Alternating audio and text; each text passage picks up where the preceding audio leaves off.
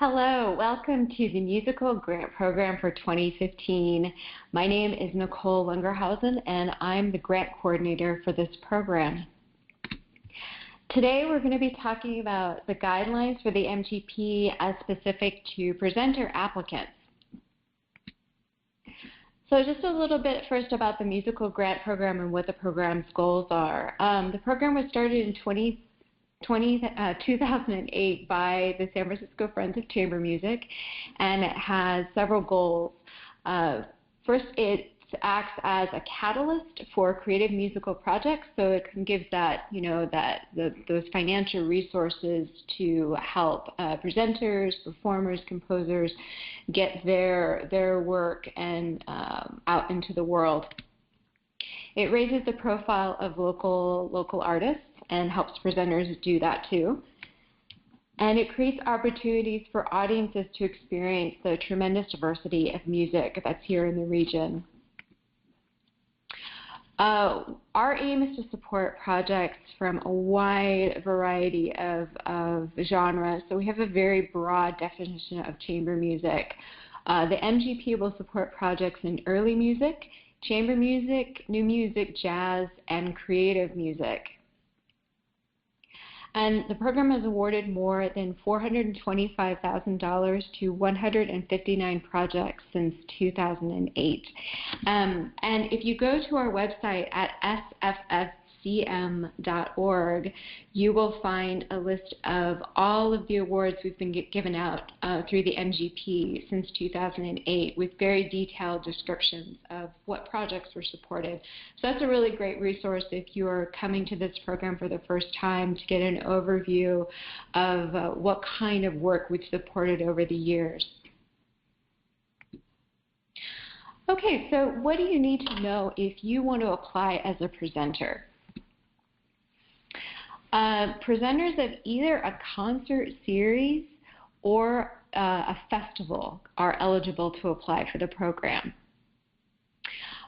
You can be either an individual with an idea for a concert series or for producing a festival, or you can be an organization with a demonstrated history of presenting professional music performances here in the Bay Area to the public.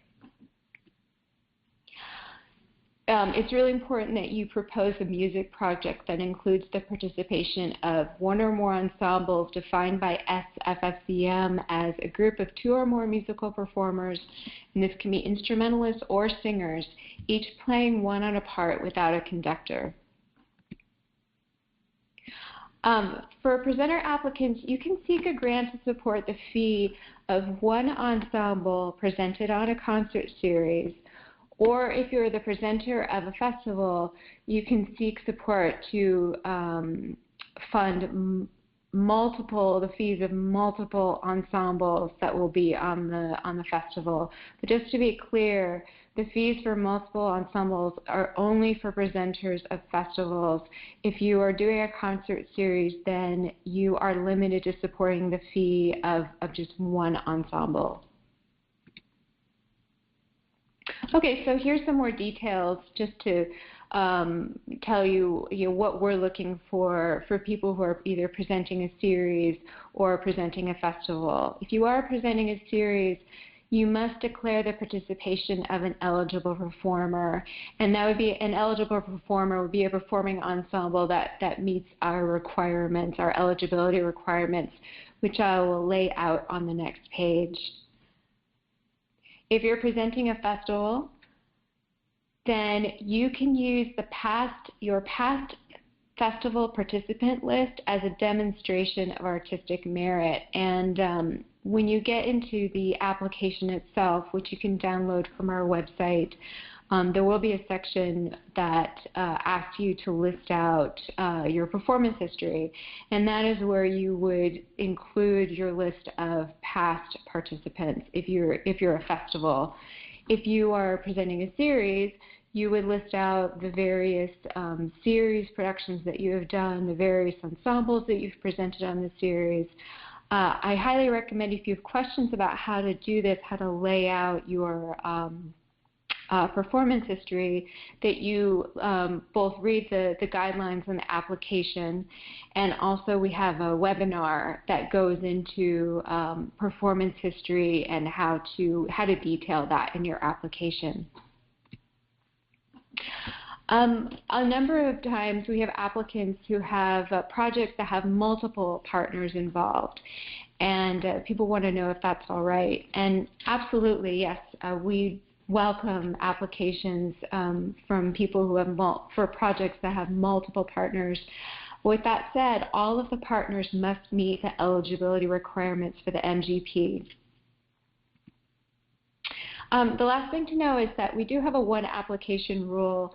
So if you're a presenter and you're an individual presenter and you maybe have a couple of different ideas for a series you want to do or a festival that you want to do, you would have to, as an individual, you'd have to make up your mind as to what you wanted to apply for.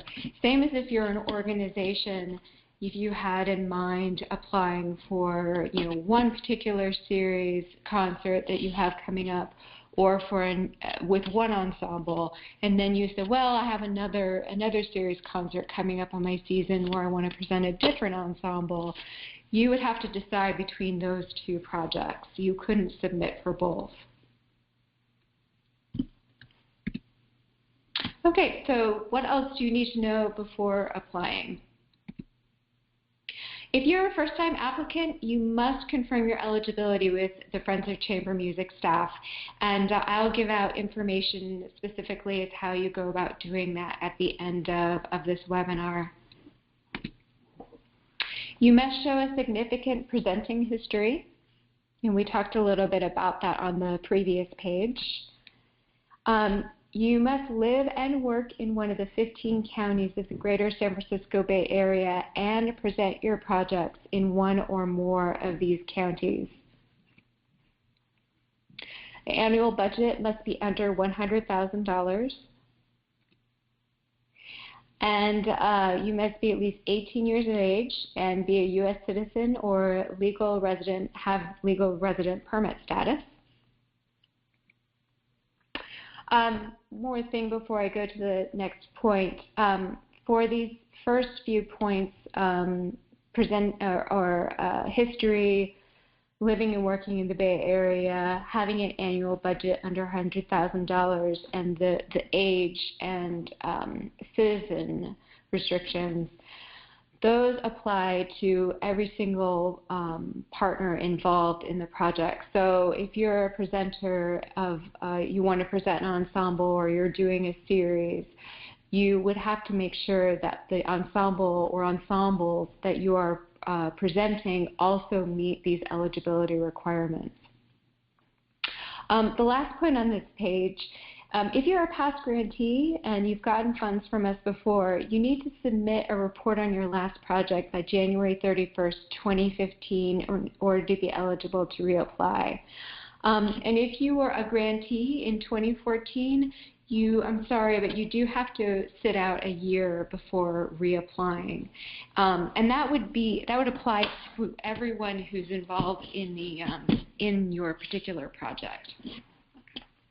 So, for example, if you're a presenter and you want to present a particular ensemble and that ensemble got funds in 2014, then you would not be able to apply to present them. You'd have to seek out a different ensemble in order to present. Okay, so what expenses will the grant support?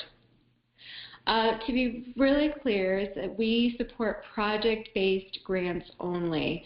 So you have to have a specific purpose and goal in mind that has to do with, with performance, presentation. We won't support general operating costs.